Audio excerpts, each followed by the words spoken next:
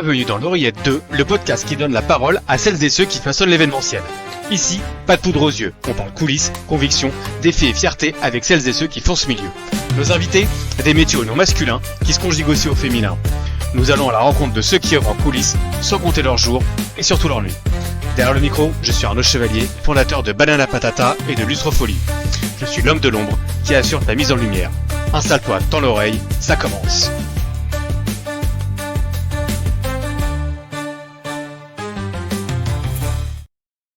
Eh bien, bonjour à toutes, bonjour à toutes, merci, bienvenue pour ce troisième épisode dans l'Oreillette 2.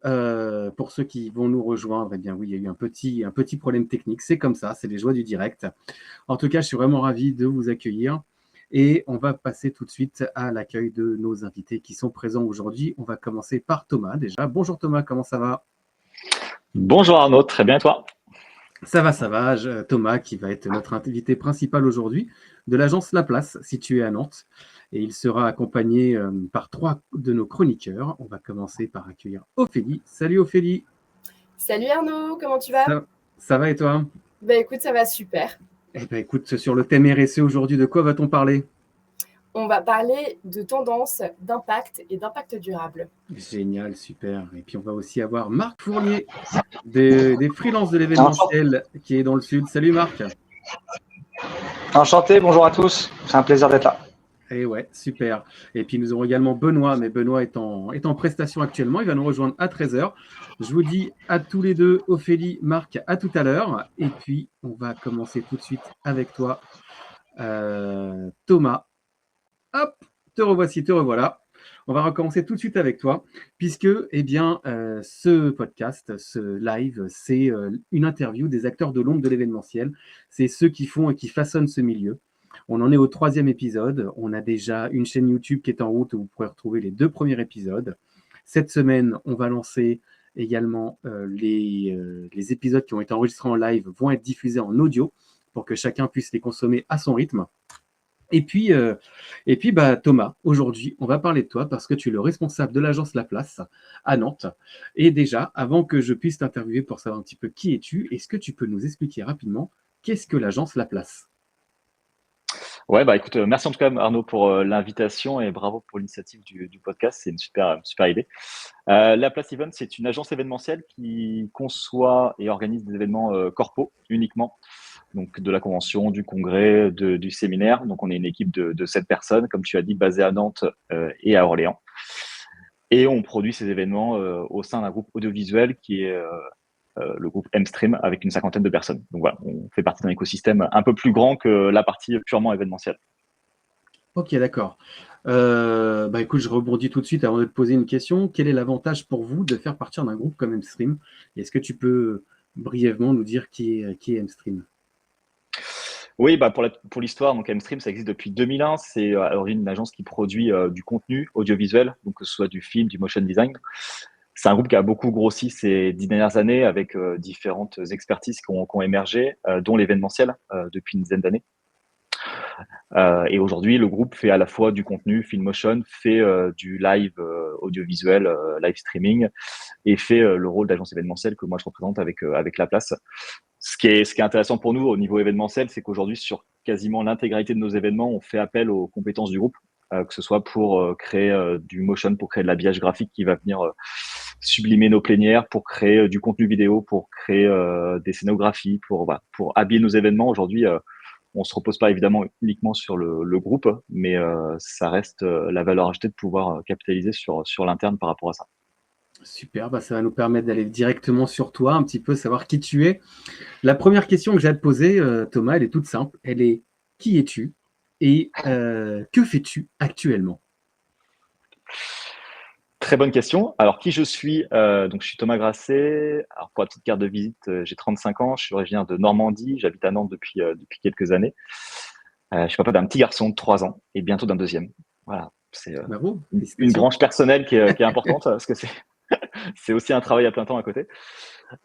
Et donc, moi, aujourd'hui, je suis responsable du coup de l'agence événementielle La Place depuis 5 ans. Que je suis dans le groupe M-Stream. Donc voilà, moi je coordonne cette agence, j'en fais son développement, sa communication et je supervise certains des projets les plus importants que l'on peut faire. Et du coup, comment t'es arrivé dans l'événementiel? C'est quoi ton parcours? Alors moi, j'ai pas la carte du parcours hyper atypique, passé par différentes choses pour en arriver à l'événementiel. En fait, l'événementiel est arrivé assez tôt dans ma vie, à la fois perso et pro. Alors, j'ai eu des petites bribes de formation dans la comptabilité, dans le commerce, et assez vite, je me suis dirigé vers l'événementiel. J'ai fait un premier stage il y a quelques années de tout ça, hein, en bac+2, un stage dans une agence événementielle. Je me suis tout de suite dit, ah ok, c'est ce que je veux faire, ça, c'est ce qui me plaît. Et du coup, moi, ça fait une quinzaine d'années que je suis vraiment dans le secteur. J'ai eu la chance, en tout cas, j'ai saisi les opportunités qui ont fait qu'aujourd'hui, j'ai travaillé à la fois en agence, j'ai travaillé en production de visuels, j'ai travaillé chez l'annonceur et j'ai été freelance pendant quelques mois. Donc, voilà, j'ai pu toucher un petit peu à tous les aspects, toutes les parties prenantes de l'événementiel. Donc, ce qui est assez formateur et ce qui me permet, moi, aujourd'hui, d'avoir une vision assez globale de l'écosystème dans lequel on travaille. Donc voilà, moi j'ai cette expérience-là, j'ai vadrouillé pas mal parce que j'ai commencé à Paris, j'étais à Marseille, je suis depuis quelques années à Nantes, donc je me suis pas mal immergé dans ces différentes expériences et dans des différents événements que j'ai pu faire, que ce soit des événements grand public, du corpo ou différentes typologies d'événements dans le domaine du sport également. Ok, ok. Tu as une formation initiale en quoi à la base? Alors à la toute base compta, puisque j'ai eu, je sais pas pourquoi, à 15 ans j'ai voulu être expert comptable. Il n'y a pas de saut métier. Il y a des choses. Alors, je respecte beaucoup ce métier-là, mais c'est toujours bizarre de se dire quand on a 15 ans qu'on peut être expert comptable. Bon, en tout cas, je suis passionné des chiffres. Ça, c'est resté par contre. Donc, j'ai fait un bac compta. Après, j'ai fait une formation de commerce qui me sert encore toujours aujourd'hui sur ce que je peux faire. Et en fait, dès la partie licence, je me suis dirigé dans l'événementiel. J'ai fait une licence vraiment purement événementielle. J'ai fait un master dans l'événementiel. Et après, je suis rentré dans la vie active directement dans l'agence où j'avais fait mon alternance en master. Donc voilà, vraiment, j'ai baigné dans l'événementiel assez vite dans les formations que j'ai pu faire. Et est-ce qu'il y a un moment déclencheur, une anecdote, quelque chose qui t'amène vers l'événementiel, ou c'est plutôt tu as vécu quelque chose en tant que participant ou autre et tu t'es dit ouais ça peut être sympa ce milieu-là? Comment on passe d'un métier qui est quand même l'expertise comptable, qui est très sérieux, très rigoureux, avec un certain nombre de règles. Je dis pas que chez nous on n'est pas rigoureux et sérieux dans l'événementiel, mais c'est quand même voilà, l'expertise comptable, ça reste quand même un monde très normé, très réglé, et on a aussi toutes nos normes. Mais justement, en termes de qu'est-ce qui fait que tu as cette bascule dans ton esprit qui te dit bah, je change complètement de voie? Alors, c'était quand j'avais 15 ans, c'était pendant quelques mois. Ça n'a pas été une Ouais. volonté qui a été très longue pour resituer un peu le sujet. Pourquoi l'événementiel? J'ai vraiment toujours été passionné par l'événementiel, culturel, sportif. Hein. J'ai toujours beaucoup baigné dans ça quand j'étais plus jeune. J'ai fait beaucoup de festivals, j'ai participé à beaucoup d'événements sportifs, j'étais bénévole sur pas mal de choses. Donc en fait, j'ai toujours été passionné par le fait de se dire qu'on pouvait participer et réunir du monde, enfin, de manière assez basique.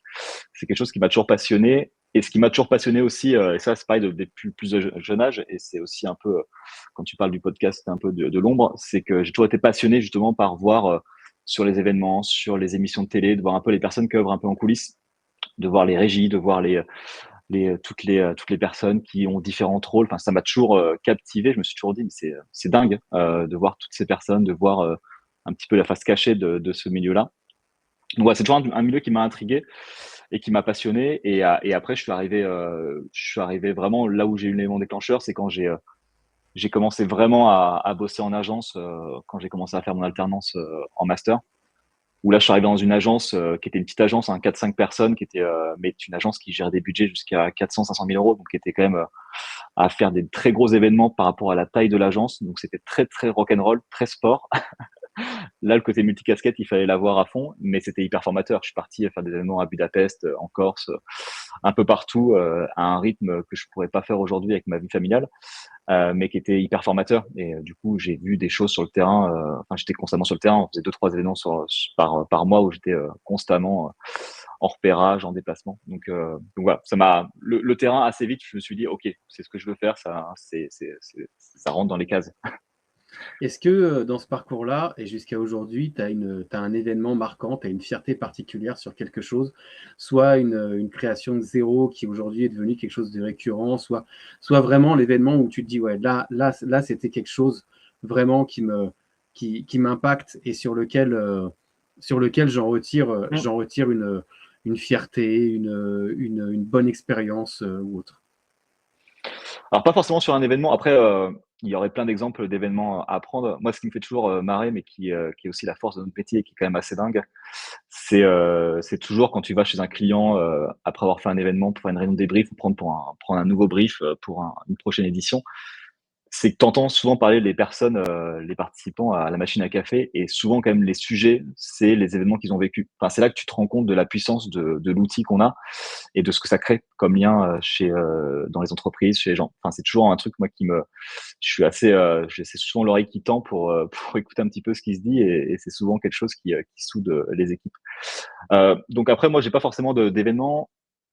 Là où je suis assez fier, moi, si on parle d'un point de vue vraiment personnel sur ce que j'ai pu faire, c'est que j'ai toujours saisi les opportunités qui se présentaient à moi. C'est-à-dire que j'aurais très bien pu rester dans ma première agence, j'aurais très bien pu gérer un poste très agréable chez l'annonceur il y a quelques années, mais j'ai toujours eu dans l'idée de me dire que j'allais saisir les opportunités, que ça m'intéressait de découvrir de nouvelles choses, et donc j'ai toujours pris une certaine part de risque dans mon parcours. Par exemple, dans mon agence où j'ai passé 6-7 ans, j'ai démissionné, je suis parti faire un road trip de 6 mois en Amérique du Sud, voilà, sans avoir rien derrière. Donc j'ai toujours eu cette casquette de me dire, ok, profitons et prenons des expériences au fur et à mesure. Et aujourd'hui, l'expérience vraiment la plus marquante, c'est celle en fait où je suis actuellement, c'est que, comme je disais tout à l'heure, Mstream fait de l'événementiel depuis assez longtemps. Et quand je suis arrivé il y a 5 ans dans le groupe, il y avait dans l'idée de se dire, il faut qu'on segmente les marques, il faut qu'on fasse un travail d'architecture de marque et le métier de l'agence événementielle a toute sa place dans tout ça. Et en quelques années, vraiment, on a travaillé cette marque de la Pass Event, on a travaillé son ADN, son naming, sa fibre, son ADN. Et aujourd'hui, ça fait que 1 an et demi qu'elle est lancée, donc c'est assez récent, même si c'est au final les mêmes équipes que ce qui se passait avant. C'est un fonctionnement assez similaire, mais on a travaillé et vraiment créé une identité dans tout ça. Et en 1 an et demi, ça porte ses fruits sur des beaux projets. Enfin voilà, là on va faire, malgré un contexte, on y reviendra peut-être tout à l'heure, un contexte qui est quand même difficile, qui est incertain. Aujourd'hui, là, on va faire nous une bien plus belle année que l'année dernière. Donc c'est cool. C'est assez enthousiasmant de voir que tout le travail qui a été fait pendant quelques années paye ses fruits aujourd'hui. Donc c'est jamais fini. Alors, je vais te reposer une question juste après sur la place. Ouais. Mais est-ce que tu dirais qu'aujourd'hui, ce métier, c'est devenu une vocation pour toi? Oui, complètement. Moi, je ne me vois pas faire autre chose. Je suis toujours aussi passionné quand je prends les briefs. Je suis toujours aussi passionné de bosser sur les événements. Aujourd'hui, c'est une vraie vocation et c'est en tout cas, quand je viens, enfin, le jour où je viendrai plus au bureau avec la patate et la motivation, on fait quand même un métier qui est quand même assez stressant, assez prenant. C'est que du coup, faudra passer à autre chose. Mais aujourd'hui, clairement, c'est pas l'idée. Je suis passionné par ce que je fais. Ok, je vais te poser une dernière question avant de passer à la chronique RSE animée par Ophélie. Ouais. Concrètement, il fait quoi un responsable d'agence tous les jours chez La Place? Une journée type. Une journée type, il n'y en a pas forcément. Ça repose sur 2-3 piliers. C'est de manager l'équipe. Comme je disais, on est une équipe de 7 personnes, donc j'ai 6 personnes dans l'équipe. Donc il y a de l'organisation, de la passe d'informations, de faire en sorte que tout le monde soit dans la même lignée, dans la même direction et qu'on se partage les choses et qu'on travaille bien ensemble. Donc ça, c'est un travail du quotidien. Le deuxième pilier, c'est de faire la promotion de l'agence. Donc ça passe par pas mal de réseautage, pas mal de réseaux auxquels je suis présent, de temps informel, de déjeuner avec des clients, enfin voilà, toute une partie de face cachée qui est hors brief qu'on prend, mais qui est tout ce qui permet justement de les récolter au bout d'un certain temps. Et toute la partie communication de l'agence que je supervise également. Et dans le temps qui me reste, c'est de gérer des projets puisque on reste une agence quand même à taille humaine de 7 personnes. Donc évidemment, je continue à gérer des projets en pilotage. Donc je garde quelques projets à gérer en termes à la fois de commercial et de prod. Ok, super. Merci Thomas pour cette première partie. Merci à toi. Et puis ça va être l'heure maintenant pour moi d'accueillir Ophélie. Ophélie qui va nous parler de tendance, d'impact dans sa chronique RSE. Et on va lui passer la parole juste après ceci.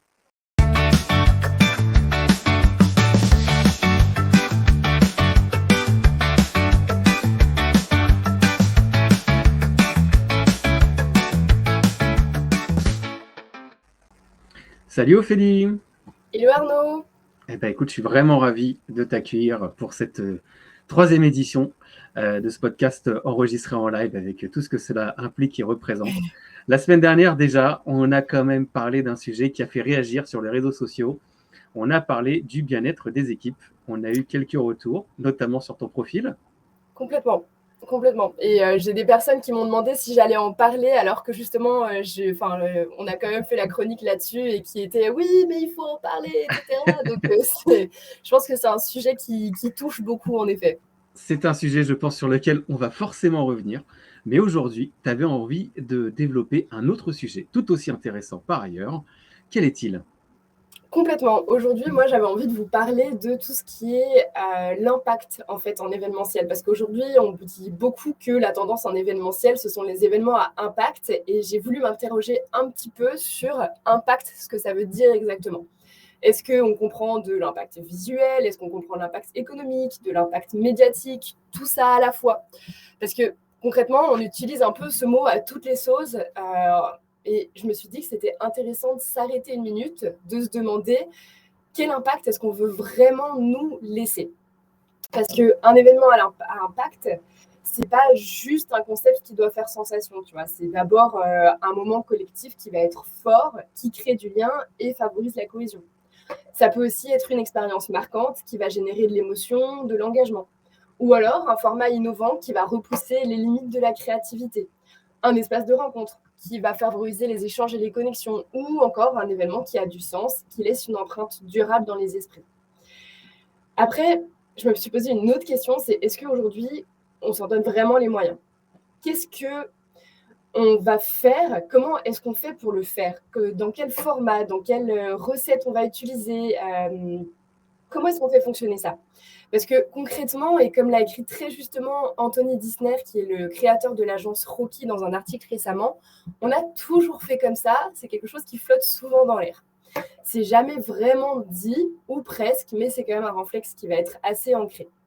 Et c'est un réflexe qui nous protège en quelque sorte, parce qu'il sécurise nos deadlines, ça rassure les clients, ça fait même tourner la machine.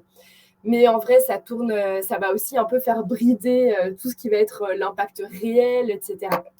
Et au final, l'impact réel, c'est ça qu'on va laisser dans les esprits, dans les émotions et dans le sens. Donc pour moi, c'est un petit peu à cet endroit qu'est le sujet aujourd'hui, parce que les participants, ils vont à des événements parce qu'ils savent qu'il y aura une valeur ajoutée qui vont en ressortir transformée.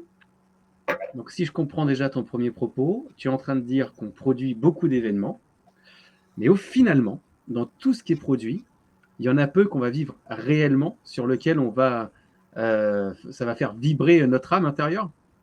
C'est un peu ça, oui. Tu vois, en fait, on produit vite, bien, efficace, et puis parfois, on oublie un peu pourquoi on fait tout ça. Mais alors, qu'est-ce qu'on devrait changer? Et ben, pour moi, clairement, déjà, pas les talents, pas forcément les idées, mais peut-être un peu l'audace, parce que c'est avoir l'audace de proposer de faire autrement. En effet, on le voit, il y a des études qui ont été faites, le terrain il est prêt, les participants ils sont prêts. Dans l'édition 2023 de l'étude State of Sustainable Events de Meet Green, il y a 70% des gens qui disent qu'ils attendent des événements qui vont refléter leurs valeurs. Selon Event MB, il y a 82% des gens qui veulent des événements plus responsables et malheureusement, seulement 31% estiment en avoir vécu un. Donc, concrètement, ça veut dire quoi? Ça veut dire que le public, il est déjà là. C'est à nous, au final, pro, de suivre. Et dans pro, on va avoir autant les free, les agences, les clients, tout. Et en fait, le but, ça va être de se dire, à partir du moment où on a vu ça, comment est-ce qu'on fait pour aller encore plus loin? Parce que l'impact, c'est pas seulement faire vivre un moment, c'est aussi s'interroger sur comment on va le faire vivre. Et tu vois, si on reprend un petit peu ce que je disais tout à l'heure, un événement à impact responsable, ce serait en effet un moment collectif fort, mais qui va miser sur l'accessibilité et l'inclusivité. Une expérience marquante, qui, elle, va sensibiliser aux enjeux sociaux et environnementaux. Un format innovant qui va valoriser les circuits courts et les acteurs locaux.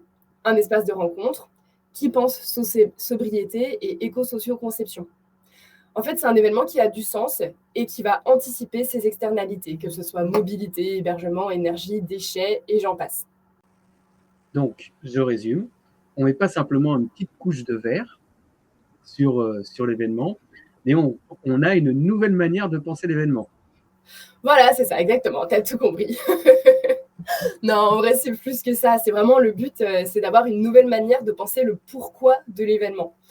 L'un des exemples que je fais le plus souvent revenir dans les cours que je donne à des étudiants, c'est celui du Crucial Festival. En fait, en 2023, c'est un festival qui a remporté à la fois le prix du festival le plus vert aux Event Awards de Cannes et à Objectif Green. Pourquoi ? Parce qu'en fait, il ose. C'est un festival qui a repensé la production en profondeur et concrètement, il a un why. Et ce why, c'est la raison pour laquelle il a été créé parce que justement, il voulait emmener les gens, faire un festival qui soit engagé, etc. Et c'était l'objectif de Zaz quand elle a créé ce festival. Concrètement, ça veut dire quoi ? Ça veut dire qu'en faisant ça, on va sortir des habitudes, on questionne les automatismes. En événementiel, on dit beaucoup que la contrainte amène la créativité. Moi, c'est une phrase que j'entends depuis que je suis arrivée dans ce milieu. Et donc, le but, ça va vraiment être d'utiliser cet objectif d'événement à impact durable pour exercer cette créativité. Le but, ça va être, encore une fois, de chercher des récits qui vont être plus forts, d'aller vers des événements qui nous font ressentir et sortir changer, même si c'est un tout petit peu. Et je vois déjà la remarque qui peut revenir sur ton propos. Si on est une petite structure, on fait comment ? Et bien, en fait, on commence par une question qui va être toute simple. Qu'est-ce que je peux proposer de plus juste ? Même si c'est petit, même si c'est discret, même si c'est juste un truc qu'on glisse comme ça dans notre proposition et où on ne vient pas revenir dessus en détail. Parce que, au fond, et comme le disait si bien Anthony, c'est pas grave si on a toujours fait comme ça. Ce qui compte, c'est qu'on n'est pas obligé de continuer comme ça. Yes. Alors, pour faire un moment impactant, un événement impact, il faut faire un moment qui soit fort, qui ait du sens, qui favorise la cohésion et qui soit marquant, qui génère de l'émotion.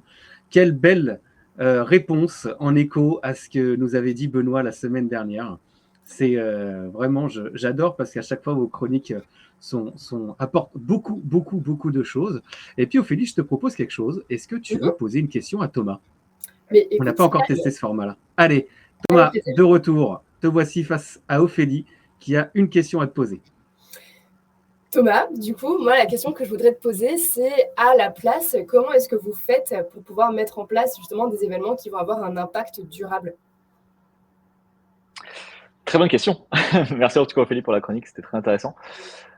C'est vrai que comme tu dis, c'est impact, expérientiel, c'est des mots qui reviennent très souvent dans les briefs et dans les échanges qu'on peut avoir.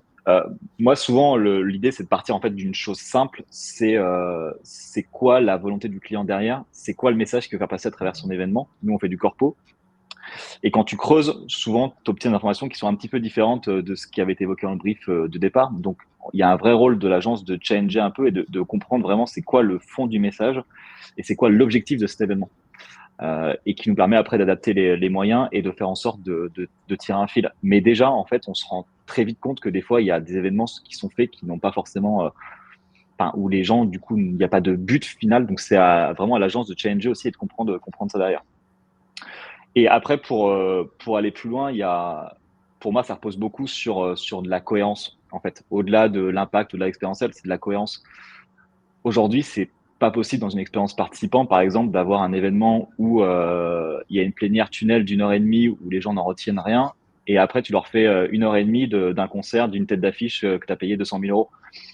Enfin, ok, si ton envie, c'est juste que les gens retiennent la guest, mais je pense pas que ce soit l'objectif premier. Donc, la cohérence, elle est hyper importante, au même titre que tu fais une plénière sur la RSE et derrière, tu as un salon avec de la moquette partout et des choses qui n'ont absolument aucun sens. Donc, là vraiment, la cohérence dans une propale que fait l'agence et qu'on fait, nous, au sein de la place, c'est hyper important d'être sur quelque chose qui a du sens et qui soit cohérent dans ce qu'on propose dans son ensemble. Et c'est pas de se dire on met tout sur quelque chose et après derrière on oublie le reste.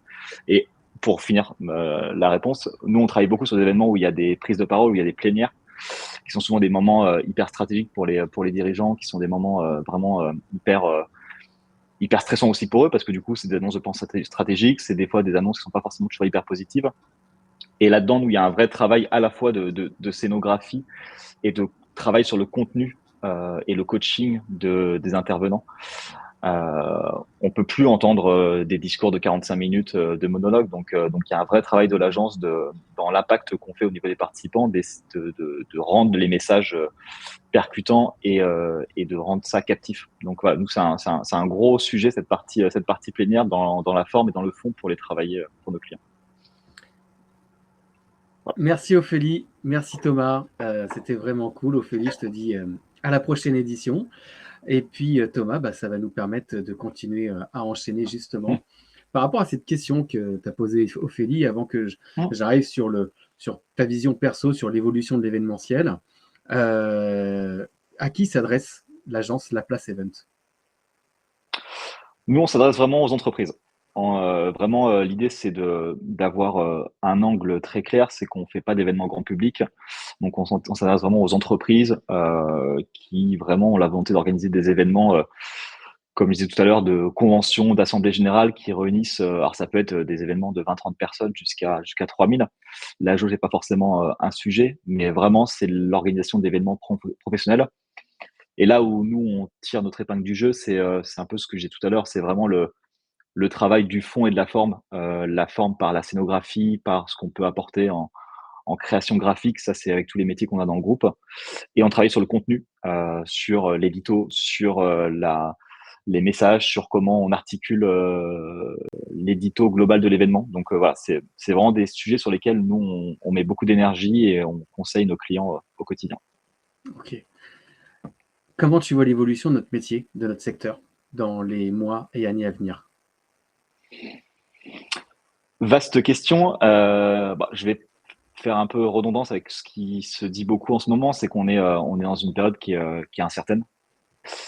Nous qui sommes en relation directement avec les annonceurs, on ressent bien qu'il y a de la frilosité.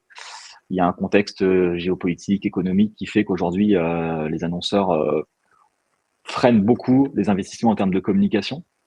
Donc, c'est pas forcément la volonté des DIRCOM, des chargés de com avec qui nous on est en lien au quotidien. C'est vraiment la direction générale qui freine parce que du coup, il y a un contexte qui est compliqué. Donc, nous, on en ressent forcément l'impact au niveau de l'événementiel. Donc, aujourd'hui, il y a des projets qui sont clairement annulés, qui sont serrés en termes de budget, qui sont beaucoup plus tardifs en termes de brief que ça pouvait être le cas avant, ou alors qui sont mis en stand-by pendant 2-3 mois, et puis d'un coup, il y a un go, parce qu'en fait, les entreprises sont tellement dans une incertitude que tout ça crée du décalage et crée des choses qui sont pas forcément ce qui était le cas il y a quelques années. Donc c'est pas évident quand on est une agence parce qu'on doit aussi faire le lien avec derrière des freelances, des partenaires. Donc faut aussi garder tout le monde motivé et garder le cap avec tout ça. Mais voilà, je pense que le contexte aujourd'hui il est dans ce sens-là. Après il y a des perspectives quand même positives, en tout cas dans ce qu'on nous on voit, c'est qu'aujourd'hui on travaille quand même sur des briefs de 2026 qui sont quand même des beaux briefs, donc ça veut dire qu'il y a des entreprises en tout cas qui ont une vision et qui anticipent leurs besoins. De toute façon, alors ça fait pas bullshit de dire ça parce que on se dit qu'on fait la promotion de notre milieu, mais franchement, je crois vraiment que c'est indéniable, c'est qu'aujourd'hui il y a tellement de tensions chez nos clients, chez les annonceurs. Ça peut aller jusqu'à des plans sociaux, ça peut aller sur des. Enfin voilà, on sent que même quand on en parle à titre personnel, chacun de notre côté, on sent que c'est tendu dans les entreprises. Et faire de l'événementiel pour diffuser des messages, prendre la parole, motiver les équipes, ça reste un canal qui est indispensable. Je pense qu'on peut faire il y a des métiers sur lesquels il y a des économies qui peuvent se faire sur de la com, mais vraiment, je pense que les annonceurs doivent comprendre qu'aujourd'hui, quand ça va mal, réunir les collaborateurs pour faire passer des messages, c'est indispensable. Réunir pour motiver, c'est indispensable. Donc, on fait un métier qui, même en contexte de crise, est hyper important. Donc voilà, on a tout intérêt à capitaliser là-dessus. Après, c'est pas facile parce que il y a des enjeux financiers derrière. Enfin là, tout le monde ne comprend pas forcément les choses de cette façon-là, mais je suis plutôt assez optimiste à moyen terme sur le fait que les choses vont revenir sur nos métiers en tout cas de l'événementiel, qui sont indispensables. Yes, avant qu'on passe à la chronique de Benoît, j'ai une question pour toi, qui est du coup, on est dans un contexte qui est tendu, difficile, on sait que 2026 pour l'instant se présente sous de meilleurs auspices, a priori, on verra comment ça se fait. Tu disais tout à l'heure, il faut aussi maintenir les équipes de freelance ou autres avec qui on travaille. Question subsidiaire, vous travaillez avec beaucoup de freelance? C'est un sujet, du coup, historiquement, l'agence travaillait avec peu de freelance, enfin quelques freelance un peu fidèles depuis quelques années. Et en vue du développement de l'activité, moi, c'est un levier qui me semble hyper intéressant. Donc moi, ça fait 2 ans en fait que j'ai vraiment accéléré sur ce sujet-là, que j'ai rencontré beaucoup de freelance, que je mène une veille quasiment quotidienne sur ce sujet-là pour toujours rencontrer les personnes, échanger avec eux, qui comprendre leurs enjeux et qui comprennent les nôtres aussi. Donc aujourd'hui, vraiment, on travaille de plus en plus avec des freelances. Donc aujourd'hui, vraiment, il y a notre socle solide de l'agence, des permanents qui restent le cœur de l'agence, qui véhiculent nos messages, qui sont en contact avec nos clients. Et à côté, le socle de freelance sur lequel on s'appuie nous permet justement de gérer aussi les volumes d'activités qui sont assez différents suivant les périodes, d'être aussi un peu plus, il faut se le dire, d'être un peu plus flexible. Hein. Aujourd'hui, par exemple, je prends l'exemple que je prenais aussi à la conférence que j'ai menée sur Sauver l'événement. Nous, l'agence se porte bien, comme je disais au tout début. On pourrait se dire presque qu'on pourrait recruter, mais aujourd'hui, le contexte est tellement incertain que je préfère qu'aujourd'hui, on capitalise sur le socle de l'agence des 7 personnes et qu'à côté, le complément d'activité par rapport à leur expertise, par rapport à leur savoir-faire, on capitalise sur du freelance. Donc aujourd'hui, en effet, on travaille de plus en plus avec des freelances et le réseau du Grand Ouest est assez dynamique. Donc on a la chance d'avoir un réseau sur qui s'appuyer qui est assez intéressant. Cool ça. Donc du coup, dernière question avant de passer à la chronique de Benoît. Qu'est-ce que tu pourrais donner comme conseil, un ou deux conseils clés à une personne qui se lance dans notre secteur aujourd'hui ou qui tente une aventure entrepreneuriale ou freelance dans ce secteur? Alors, pour quelqu'un qui se lance, moi, je conseille vraiment d'être, alors ça va être assez bateau de dire ça, mais c'est hyper important, c'est la curiosité et l'implication. C'est-à-dire que quand tu commences dans le milieu, alors soit tu es en reconversion, soit tu sors d'études, tu as 22-23 ans, faut pas hésiter à être sur des événements, à suivre des formations, être bénévole sur des événements sportifs, à venir à la rencontre des agences, enfin, vraiment d'être hyper actif et hyper curieux sur notre secteur qui est en perpétuelle évolution et de vraiment capitaliser sur la force du réseau. Il y a enfin, notamment, pourtant on est à Nantes, hein, qui est quand même une grande ville, on pourrait se dire que le réseau est pas si petit que ça, mais en fait tout le monde se connaît. Donc déjà, ça veut dire qu'il faut faire hyper attention. Quand on travaille avec une personne X, c'est que tout le monde peut se connaître, donc il faut être assez vigilant aussi à bien nouer ses relations et les garder de manière solide. Mais voilà, le réseau, il est hyper important et le dernier point qui est pour moi hyper important, c'est alors je dis pas forcément de changer tous les 6 mois parce que c'est pas l'idée, mais en tout cas de capitaliser sur des expériences qui sont assez différentes, c'est une force. Aujourd'hui, une personne qui va bosser quelques 3-4 ans en agence, qui après va bosser 3-4 ans chez l'annonceur, au final, ça sera hyper à la fois formateur et ça sera hyper pertinent après dans les réponses que la personne, si elle revient en agence, va apporter. Je pense qu'aujourd'hui, il ne faut pas hésiter à multiplier les expériences et à découvrir des écosystèmes qui sont assez différents. Moi qui ai fait les différentes choses, aujourd'hui, travailler avec un annonceur, je connais très très bien comment ça se passe derrière, les services achats, les services com, les process, tout ça. Donc c'est beaucoup plus fluide d'en parler avec un client. Donc voilà, je pense qu'il ne faut pas hésiter à multiplier les expériences et pas se dire je reste soit qu'en agence, soit que chez annonceur, même chez un prestataire. Hein. En tout cas, faut pas hésiter, je pense, à multiplier les expériences, en tout cas dans un début de carrière, pour vraiment se faire une idée sur ce qu'on veut faire. Super. Et c'est vrai, l'événementiel, il y a tellement de métiers. On reçoit ici différentes personnes qui ont différentes expériences. Toi, aujourd'hui, la semaine dernière, c'était Mickaël Burdet qui faisait du salon et autres. Et on aura d'autres professionnels aussi sur des métiers très spécifiques qui vont passer, qui pourront expliquer leur métier. Merci pour ces réponses, pour cette séquence-là. On va passer du coup à la séquence de Benoît Tristrap, qu'on accueille tout de suite.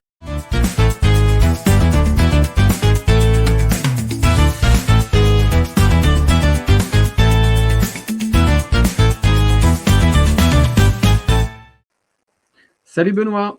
Salut Arnaud. Bonjour à tous. Ravi de t'avoir pour ce 3e épisode déjà.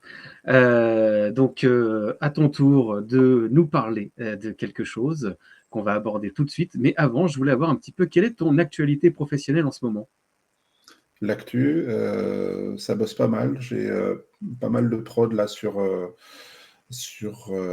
juillet. J'ai 4 événements en cours et plus les appels d'offres, notamment avec ma nouvelle offre où je sors une reco en 72 heures. Donc ça aide bien les agences. Donc il y a une bonne traction là-dessus. Super. Et ça, évidemment, c'est beaucoup de veille, c'est beaucoup de rester en alerte. Et c'est aussi de faire attention à ces biais, parce que c'est le sujet du jour. Benoît, tu as 3 secondes pour réparer ce pont. Qu'est-ce que tu décides? En fait, c'est ça. Regardez, je vous ai fait un petit pont. Arnaud, c'est toi qui as 3 secondes. Comment tu répares ce pont? Alors là, tu vois, je me t'ai dit que j'allais te piéger, mais c'est toi qui me pièges. Qu'est-ce que je vais faire? Écoute, naturellement, la pièce que tu as, je vais la rajouter. Tu la rajoutes? Bon, en fait, tu fais comme 98% des gens. Et pourtant, et ça, c'est ce qu'on appelle le biais d'addition. Mais en fait, ce biais d'addition-là, pour nous, en événementiel, c'est sans doute un mauvais biais. C'est vraiment une plaie. En fait, ça a été mis ce biais-là, il a été mis en évidence avec une série d'expériences, et une des plus célèbres, c'est celle que je vous ai montrée là. C'est-à-dire que les participants étaient chargés de stabiliser un pont. Donc, ils étaient dans cette situation-là. Le truc, c'est qu'ils pouvaient soit retirer une brique, rendant la structure symétrique, on baisse le pont, soit on ajoute une nouvelle brique sur le côté, donc avec point de support. La solution la plus simple, la moins chère, la plus rapide, c'est quoi? Ça consiste à retirer une brique. Donc concrètement, c'est une manière de gérer les ressources un peu différente. Mais la grande majorité a choisi de rajouter la brique, forcément. C'est ça. Parce que l'ajout, il est plus visible, il est plus actif. Il ressemble un peu plus à un progrès dans notre inconscient et notre imaginaire collectif. Alors que la soustraction, quand on dit on va enlever, c'est ressenti comme une destruction, comme une perte. Quand on a un client qui dit tiens là, on va enlever ça, ouais, mais cette option-là, elle était bien, donc moi j'ai envie de la voir sur ma soirée ou sur ma plénière. Et en fait, ce biais, pour moi, il a des conséquences qui sont profondes en fait. Non seulement sur la manière dont on construit des ponts Lego, mais en vrai, j'en construis pas tous les jours des ponts Lego, sauf avec mes filles quand je joue avec elles, mais aussi sur la manière dont on perçoit et on conçoit les politiques, on va créer les technos, on va gérer les équipes, ou même dont on peut vivre nos vies en fait, et surtout la manière dont on conçoit les événements. Je pense qu'on conçoit et on complique souvent les événements par nos décisions d'ajouter sans cesse.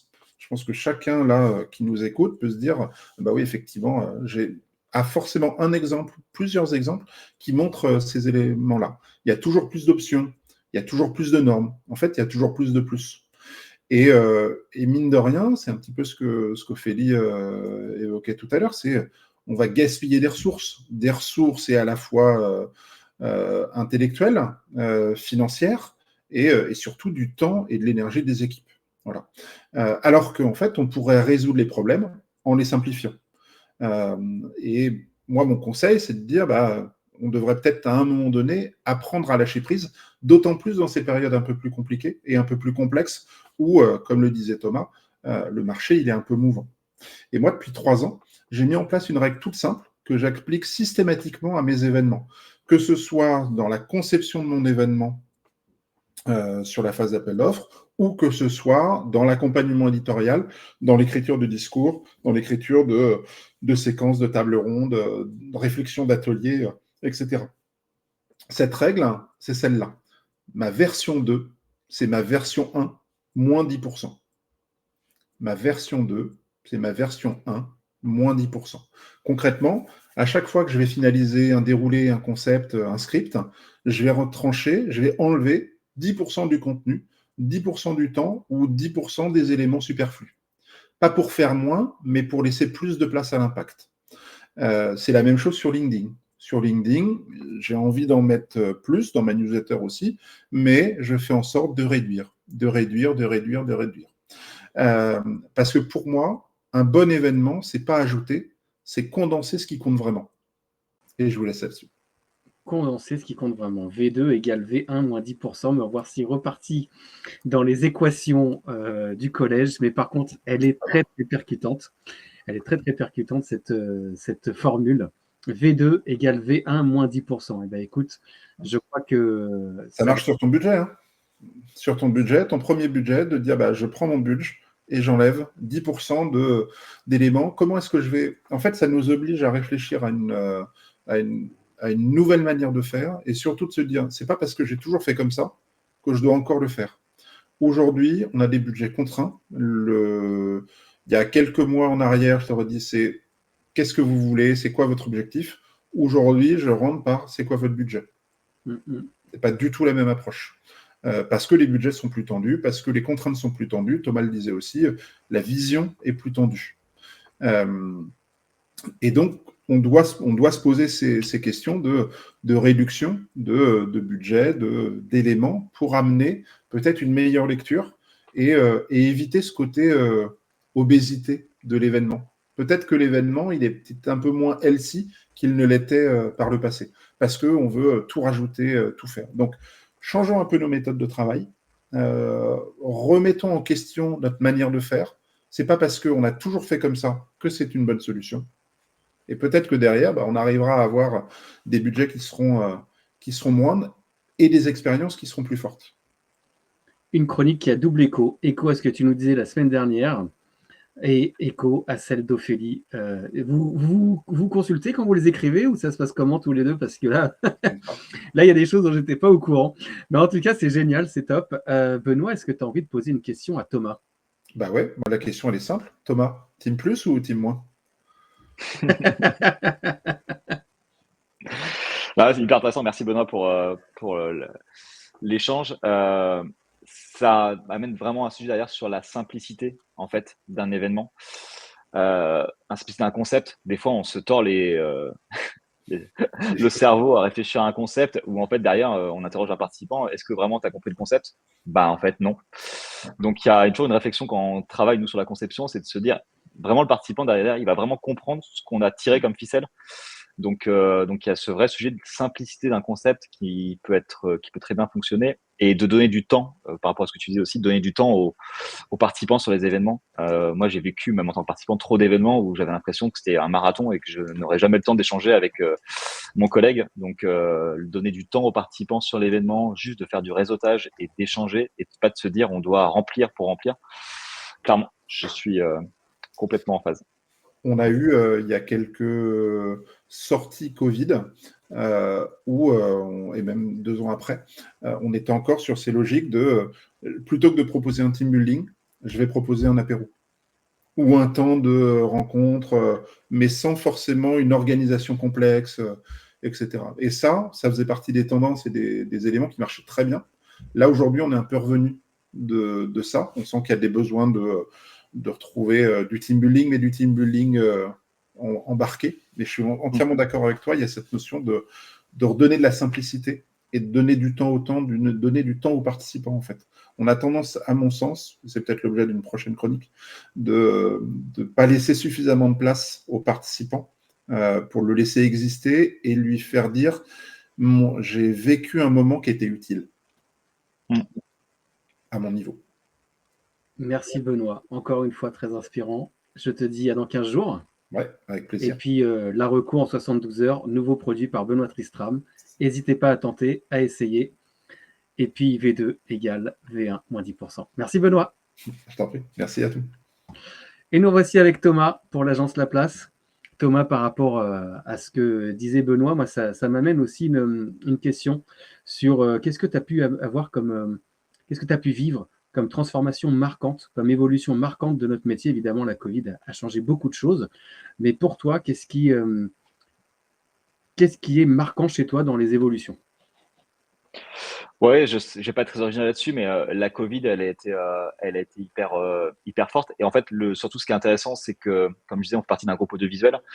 Et au moment où la Covid est arrivée, on avait le savoir-faire audiovisuel, on avait le savoir-faire événementiel et on avait un plateau sur Nantes. Donc en fait, très vite, le format événement digital est arrivé au sein d'Mstream. Et en fait, on a produit plus de 200 événements en 1 an et demi. Ça a été un rythme de dingue. Et ce qui est intéressant là-dessus, c'est que il y a eu un gros travail de fait pendant toute cette période-là, parce que du coup, on avait les moyens techniques, on avait tout ça, mais c'était pas forcément ça le plus important. C'était surtout de travailler l'édito. de ces événements. Et comment retranscrire une plénière qui était normalement de 2 heures, 2 heures et demie, comment tu la retranscris en 45 minutes de format événement digital. Et on a eu des vrais échanges hyper intéressants, hyper constructifs avec des clients. On a fait des réunions vraiment où il y avait un vrai challenge de réussir à reformater les événements. Et ce qui est intéressant, c'est que ça a perduré. Pas chez tout le monde, mais en tout cas chez une bonne partie des clients. Cette rythmique hyper dynamique, ce côté séquençage, il a été gardé dans les codes de la plupart de nos événements aujourd'hui. Et en tout cas, on fait en sorte, nous, de le garder parce que, pareil, ça a aussi été pour nous formateur sur pas mal de sujets. Donc, pour moi, ça a beaucoup joué sur encore une fois, je parle beaucoup de la partie plénière parce que c'est quelque chose qui revient assez souvent dans nos événements. La rythmique et la dynamique de ces moments-là, elle est, je pense, issue beaucoup de ce qui s'est passé pendant cette période Covid. Alors, je vais te poser, parce qu'on a Marc pour l'association des freelances de l'événementiel qui doit bientôt partir. Je vais te poser une question qui est en lien avec celle de Marc, et puis comme ça, après, je lui passe la parole. On a parlé de transformation. Aujourd'hui, comment on peut collaborer avec toi? Et je te repose la question. Qu'est-ce que tu aimes dans la collaboration qui fait qu'on peut collaborer avec toi? Là, tu ouvres le sujet sur à la fois client, freelance, prestataire, voilà, de manière très générale. Un sujet hyper vaste. Moi, j'ai un vrai attrait et c'est pour ça que je passe aussi pas mal de temps sur des événements divers et variés. C'est l'échange. Typiquement, moi aujourd'hui, et je le disais encore une fois à la conférence sur So Événements, je ne fais pas travailler un seul freelance sans l'avoir rencontré physiquement avant et sans avoir échangé avec lui pour comprendre vraiment c'est quoi derrière ce qu'il fait, son quotidien, ses réalisations. C'est vraiment un truc sur lequel je déroge pas et ça se fait toujours en physique pour vraiment comprendre et se rencontrer. Donc ça c'est hyper important, moi la rencontre, et ça marche aussi bien avec des partenaires. Moi dans mon travail, tu parlais de mon quotidien, mais mon quotidien il est aussi en permanence de sourcer des nouveaux partenaires, des nouveaux prestataires et je passe beaucoup de temps à faire en sorte de les rencontrer pour échanger, même s'il n'y a pas de besoin, pour être plus réactif le jour où il y en a. Donc voilà, cette partie-là, en tout cas, d'échange et de proactivité, elle est pour moi hyper importante. Et après, bon, le client, c'est différent. Mais c'est pareil, c'est du travail de longue haleine et d'échange. Et ce qui est, juste pour finir là-dessus, ce qui est vraiment intéressant, nous, ce qui marche vraiment bien avec les clients, et malheureusement, qui est trop peu le cas, c'est les clients avec lesquels vraiment tu as une relation de longue durée, sur lesquels tu n'as pas forcément de consultation automatique. Et en fait, tu arrives vraiment à être une agence intégrée chez eux et tu crées les formats ensemble. Et moi, c'est ce qui nous motive et c'est ce qui nous anime. C'est que quand tu es à l'origine et que tu construis toi-même le cahier des charges avec ton client, c'est ce qui va te permettre après d'avoir un impact qui soit plus important pour le participant final. Donc, c'est gagnant pour tout le monde, normalement. Sur l'entretien des liens, je peux en témoigner entre toi et moi, puisque pareil, on est dans l'Ouest tous les deux. Mais on revient pour les dernières questions, pour les 5-6 dernières minutes ensemble, et on va accueillir Marc Fournier de l'association des freelances de l'événementiel.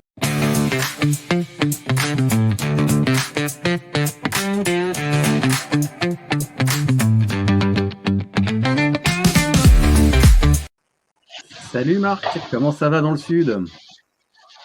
Ça va très bien. Je me suis permis de mettre une petite photo de la mer Méditerranée juste derrière pour le petit clin d'œil. Merci en tout cas de m'accueillir, Arnaud. Et très intéressant. J'ai pu écouter un petit peu tous les échanges là depuis 1 heure et c'est très, très intéressant.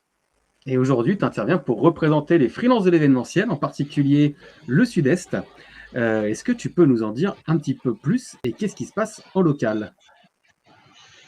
Alors, ça se passe en local sur la zone Côte d'Azur, mais un petit peu partout en France au niveau freelance de l'événementiel. Depuis un peu plus d'1 an, on a mis en place des antennes locales.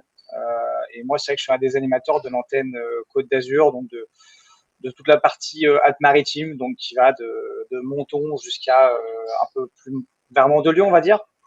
L'idée un petit peu, c'est de créer en local un petit peu plus de liens et de rencontres, parce qu'on est dans l'assaut plus de 700 aujourd'hui et qu'on a 350 personnes qui ne sont pas sur Paris, donc à peu près la moitié. Et donc l'idée, c'est de pouvoir se réunir tous les mois dans des lieux événementiels pour se créer un réseau en interne entre nous encore plus fort, parce que autant des agences et des annonceurs cherchent des freelances, mais autant les premiers qui cherchent des free, des fois, c'est aussi d'autres freelances, parce que justement, on ne peut pas être disponible de partout et c'est toujours bien de pouvoir s'appuyer sur des gens qu'on connaît et avec qui on a des affinités aussi, parce que c'est aussi super important. Et donc voilà, l'idée c'est vraiment de l'entraide, des rencontres, pour qu'en local on soit aussi fort que nationalement. Et alors justement en local, est-ce que tu as des news à nous partager sur votre activité? Bah, ce soir, on se rencontre, on sera une vingtaine, on sera au Mama Shelter de Nice pour le coup. On va faire une visite des lieux avec une chef de projet événementiel là-bas. Et ensuite, on sera sur la terrasse avec un petit temps d'échange un peu formel, une petite minute de présentation, et ensuite informel pour discuter entre nous. Et notre dernière rencontre, on a eu le Yacht Club d'Antibes, on a eu le Nice Crown Plaza. Donc on essaie quand on peut en tout cas, de rencontrer aussi des lieux événementiels, voire peut-être même des agences, des prestataires. Donc, si certains sur la Côte d'Azur sont intéressés pour nous accueillir, c'est avec grand plaisir. Vous faites aussi la connexion entre les lieux ou les agences et ou les freelances. Il n'y a pas que des moments où on se retrouve pour boire un verre dans un cadre convivial. Il y a aussi ce côté enrichissement personnel et professionnel. C'est un peu lié l'utile à l'agréable, on va dire. C'est toujours agréable de se rencontrer ou de se revoir. Il y a aussi pas mal de freelance qui font, c'est pas forcément mon cas, mais beaucoup de prod et de préparation en projet. Où eux, pour le coup, ça leur permet aussi de voir des freelance. Moi, je suis beaucoup sur de l'opérationnel, donc c'est vrai que quand je travaille, en général, je vois forcément d'autres personnes plus facilement. Donc c'est plus sympa dessus. Et justement, Marc, tu ne nous as pas dit qui tu étais et ce que tu faisais. Alors, pour rapidement reprendre mon parcours, moi j'ai fait un master de management du sport à l'IAE de Nice. Et ensuite, j'ai travaillé 5 ans au club de foot de l'OGC Nice. Je m'occupais de toute la partie grand public, donc la signalétique, le food and beverage, les animations, tout ce qui est à l'extérieur du stade en amont et dans les buvettes. C'était un champ d'action très large et j'ai commencé ensuite à faire des missions freelance pour le stade. Puis, une fois que je suis passé freelance à plein temps, l'idée c'était surtout de faire de l'opérationnel. C'est aussi côté perso pour avoir plus de temps et de pouvoir plus facilement gérer mon planning. Ça manque quand même aussi des fois d'être un petit peu en amont des projets, donc ça arrive de temps en temps. Mais principalement, ça va être de la régie générale, de la régie plateau, de la coordination d'animation, voilà, tout ce qui concerne vraiment la partie opérationnelle des événements, sur tout type d'événements, que ce soit donc sportif toujours, mais aussi sur du corpo, sur du privé. Là-dessus, il y a de la flexibilité de mon côté. Ok, si on veut faire appel à toi, on peut te trouver sur les réseaux, mais on peut aussi faire appel à toi ou aux autres free via l'association, via l'antenne locale, en contactant donc l'association nationale qui peut relayer en local ou en vous contactant directement. Est-ce que tu as quelque chose à rajouter ou envie de poser une question à Thomas? À rajouter, alors déjà, tu fais bien de le dire. Je voulais encore une fois remercier tout le monde pour les échanges depuis une heure parce que c'était intéressant et je pense qu'on en apprend un petit peu tous les uns les autres à échanger entre nous. Et par rapport à Thomas, j'avais une question intéressante. Tu disais tout à l'heure que les freelances, il aimait bien les rencontrer en physique. Alors pour le coup, moi je suis sur la Côte d'Azur, donc c'est vrai que si demain tu as des besoins sur la Côte d'Azur, j'imagine que quand tu parles d'une visio, est-ce que ça peut s'apparenter à une rencontre physique pour toi? Évidemment. Je peux te demander de prendre l'avion pour qu'on échange une demi-heure. Voilà, je parlais vraiment du réseau nantais, évidemment, mais avec tous les freelances plus loin, la visio permet quand même de créer un lien intéressant. Bon, Super. Je m'en doutais. Merci Marc. Et en plus, c'est parfait, tu m'ouvres la transition pour la prochaine question à Thomas. Ravi de t'avoir accueilli en live ici. À très très bientôt. On s'est déjà vu en vrai, toi et moi. On a passé des bons moments. Et bien, qui sait, peut-être des futures collaborations avec le Grand Ouest. À très bientôt, Marc. Avec grand plaisir. Bonne fin de journée. Ciao. Et justement, Marc a posé une question très intéressante, Thomas, sur la rencontre physique. Évidemment qu'on ne va pas se déplacer tous les jours en avion ou autre. La question, c'est à titre perso et au niveau de l'agence, comment vous faites aujourd'hui pour limiter votre impact écologique?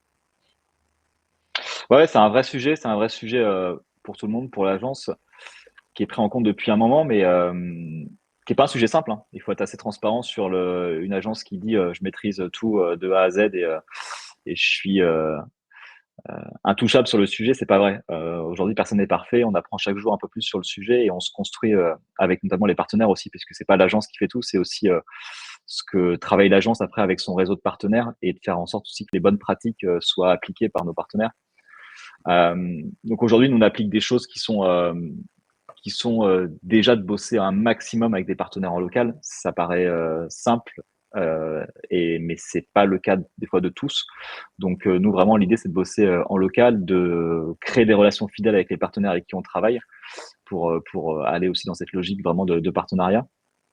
On a la chance aussi nous d'avoir pas mal d'entrepôts différents, donc on peut stocker du matériel, donc on fabrique beaucoup de choses, que ce soit du mobilier, que ce soit des éléments qu'on réutilise en fait après sur pas mal d'événements. Donc ça, c'est quand même un élément qui est assez intéressant, c'est qu'en tout cas en termes de, par exemple, de mobilier scénique, d'espace qu'on peut créer, on a énormément de choses qu'on fait avec le matériel qu'on a investi il y a quelques années et qu'on continue à renouveler au fur et à mesure. Et après, on calcule de plus en plus l'empreinte carbone de nos événements déjà pour éduquer les clients, parce que avoir son empreinte carbone, c'est bien, mais après, qu'est-ce qu'on en fait?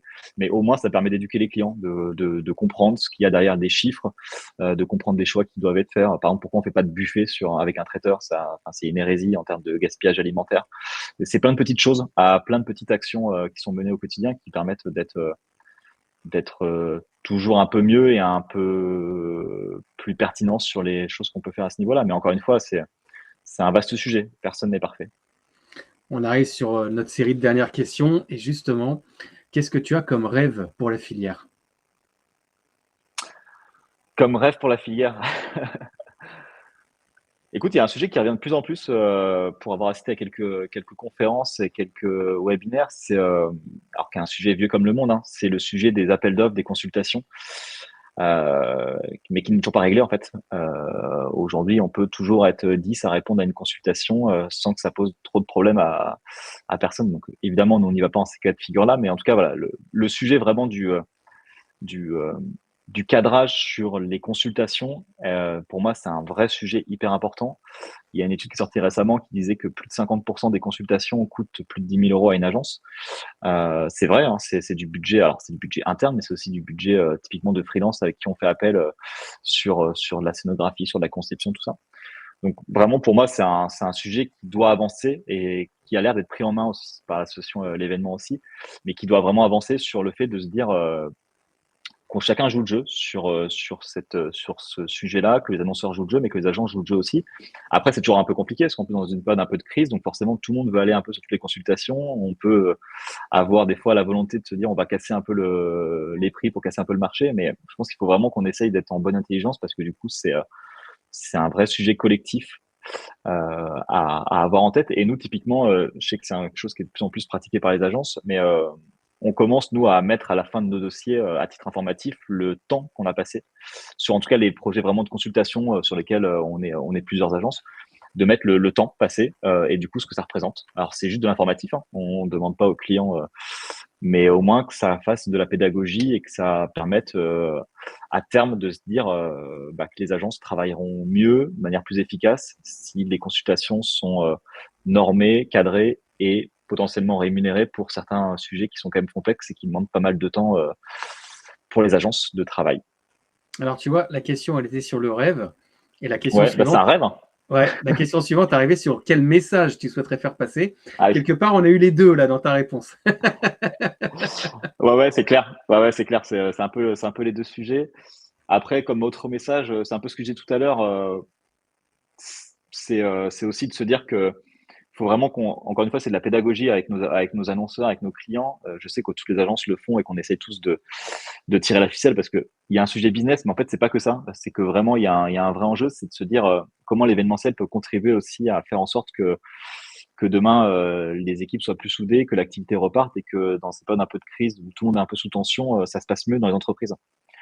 Et vraiment de faire, et en lien avec la chronique de Benoît, faire des choses simples, créer des événements simples sans forcément de m'as-tu vu, mais juste de faire des choses qui ont du sens, ça permettrait de faire passer des messages. Aujourd'hui, il y a des entreprises, je pense, où les gens, du coup, savent plus trop bien c'est quoi la direction qui est prise par leur direction générale, c'est quoi le sens dans ce qu'ils font, c'est quoi le contexte.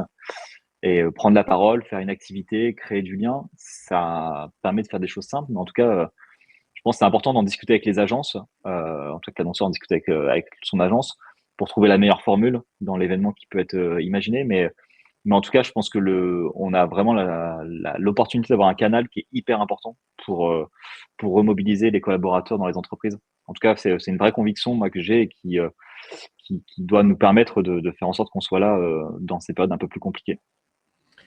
Et du coup, la question qui vient derrière, c'est celle-là. C'est pour la place Event, quel est le type de public auprès de qui vous vous adressez? Et est-ce que tu peux nous donner 1 ou 2 exemples d'événements que vous avez organisés? Alors nous, vraiment, la cible, comme je disais tout à l'heure, c'est vraiment le Ouais. corpo. Donc, c'est des annonceurs dans des domaines industrie, banque, etc., agroalimentaire. Donc, c'est souvent les collaborateurs internes des entreprises ou des fois les externes quand c'est des clients ou des fournisseurs sur la typologie d'événements. Mais voilà, ça reste toujours l'écosystème de nos entreprises. Pour te donner quelques exemples, typiquement, on fait depuis 3 ans un gros événement pour alors je vais pas citer le nom du client, mais pour un client dans le domaine de la grande distribution, où on fait ce qu'on appelle un multiplex, c'est-à-dire qu'ils réunissent pas forcément les 3000 collaborateurs de l'entreprise sur un seul et même site, parce qu'en termes de logistique, de coûts, de RSE, c'est pas forcément pertinent. Mais par contre, du coup, on a créé avec eux un événement où, du coup, on a 5 événements en simultané qui jouent dans 5 villes différentes. Et tout ça se passe en multiplex où, du coup, Nantes prend la parole, Paris rebondit, enfin voilà, avec une fluidité et une dynamique qui est assez intéressante et qui permet à la fois de faire passer des messages en termes de plénière, mais qui permet aussi de faire l'après-midi un système de jeu qui permet en fait de faire en sorte que les régions se challengent un petit peu entre elles.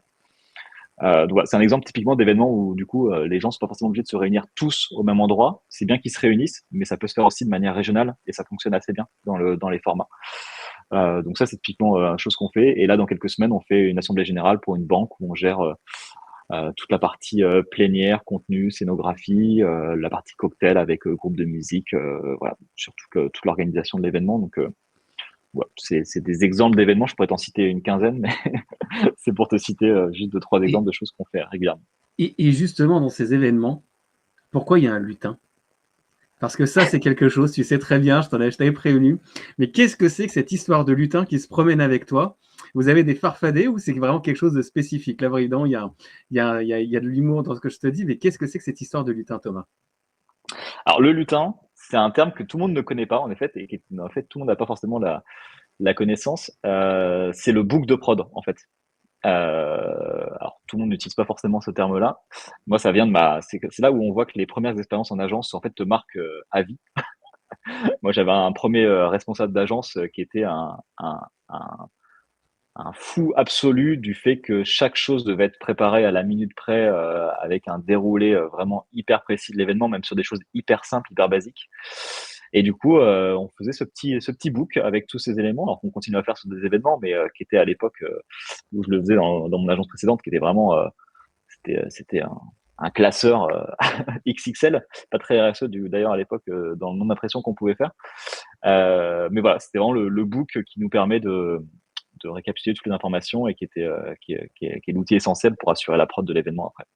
Donc il n'y a pas de petits lutins cachés autre que ça. Si jamais on te demande, si jamais on t'entend dire sur un événement où est le lutin, tu n'es pas en train de chercher un farfadet ou autre, c'est que vraiment, tu es en recherche de ton book de prod. Super. Bah, écoute, ton futur dans l'activité, ce sera la dernière question. Écoute, le futur à court terme, c'est un très très très gros mois de juin en termes de prod. Donc là, on rentre un peu dans un tunnel à partir, là, les ponts se finissent, enfin en tout cas la grosse vague à partir de lundi prochain. Et de lundi prochain jusqu'au 30 juin, on est dans un vrai tunnel de prod avec là une quinzaine d'événements qui vont se passer au mois de juin, de choses simples mais de choses assez complexes aussi à réaliser. Donc voilà, gros travail là-dessus qu'on mène en parallèle avec de la réponse à des consultations. Parce que comme je disais tout à l'heure, il y a pas mal d'appels d'offres qui vont à tomber sur des consultations pour 2026. Donc c'est cette période-là où il faut réussir à faire cohabiter à la fois de la prod et faire en sorte de bien répondre aux consultations qu'on a. Donc voilà, c'est allier tout ça. Et puis à titre personnel au sein de l'agence, c'est de continuer à faire sa promotion, son développement. On a une marque qui est assez nouvelle, qui a qu'un an et demi, même si Mstream est assez connu dans le Grand Ouest sur le savoir-faire audiovisuel. Moi, j'ai un vrai enjeu derrière de faire en sorte de faire connaître la place, vraiment en termes d'agence événementielle, qui est en fait ce qu'on fait depuis des années, mais qu'on doit faire davantage connaître et assumer vraiment ce positionnement d'agence. Donc, voilà, ça passe par beaucoup d'échanges, beaucoup de rencontres, beaucoup de réseaux. Vous avez en plus des locaux qui sont super sympas pour y être déjà passé. Un matériel qui est plutôt de qualité aussi. On aura peut-être l'occasion un jour de reparler d'Mstream et d'autres choses. Alors, pas avec toi, mais avec des collègues, évidemment. Et puis, ce que je retiendrai de notre échange aujourd'hui, c'est déjà multiplions les expériences pour pouvoir progresser au fur et à mesure dans notre pratique. C'est d'ailleurs dans une expérience de formation de Topper qu'on a eu l'occasion de se rencontrer pour la première fois. Exactement. Et je sais qu'aujourd'hui, ce métier, tu l'utilises toi aussi pour l'agence. Développement de l'activité sur 2026. Ne soyons pas trop nombreux à répondre sur les appels d'offres, ou plutôt, soyons cohérents dans le nombre de personnes qui sont consultées pour les appels d'offres. Et puis réfléchissons à l'impact de manière générale que l'on peut faire sur nos événements. Est-ce que tu es d'accord un peu avec ce résumé de notre échange ? Parfait, j'aurais pas dit mieux. T'aurais pas dit mieux, super. Un dernier mot ou c'est tout bon pour toi ? Non, c'est tout bon. En tout cas, merci encore Arnaud pour le format. Je pense que c'est quelque chose qui peut être intéressant de faire perdurer. Ce qu'on disait tout à l'heure en off, c'est que le faire en live, c'est quand même assez rare. Des podcasts dans l'événementiel, il y en a, mais se la jouer en live et donner la parole comme ça à des interlocuteurs qui sont assez différents, c'est, je pense, une formule assez rare. Donc c'est top. Bravo. Merci à toi. Effectivement, le live, c'est sans filet. On rencontre des difficultés ou autres ou des surprises comme il y en a, mais comme dans notre métier. Et c'est ça qui fait la beauté aussi de ce métier-là. C'est que on a beau tout prévoir, on a beau avoir le meilleur des lutins, on ne sait jamais ce qui va se passer à la minute près parfois. Merci Thomas. À très bientôt. Merci Arnaud. À très vite. Ciao. Un immense merci à notre invité pour son partage d'expérience et sa vision, ainsi qu'à nos chroniqueurs. Un immense merci à toi aussi d'avoir écouté Dans l'Oreillette 2, le podcast qui explore les coulisses humaines, techniques et créatives de l'événementiel. Dans l'Oreillette 2 est produit par Banana Patata, service de régie générale, de topage et de production pour vos événements. Soutenu par Lustrofolie, service de location de lustres événementiels, nous croyons pouvoir des idées, des rencontres et de la transmission pour faire évoluer notre secteur. Pour suivre nos projets et découvrir de nouvelles voix inspirantes, retrouve-nous sur bananapatata.fr, en podcast et sur tous nos réseaux sociaux. Rendez-vous dans 15 jours dans l'Oreillette 2, notre prochain invité.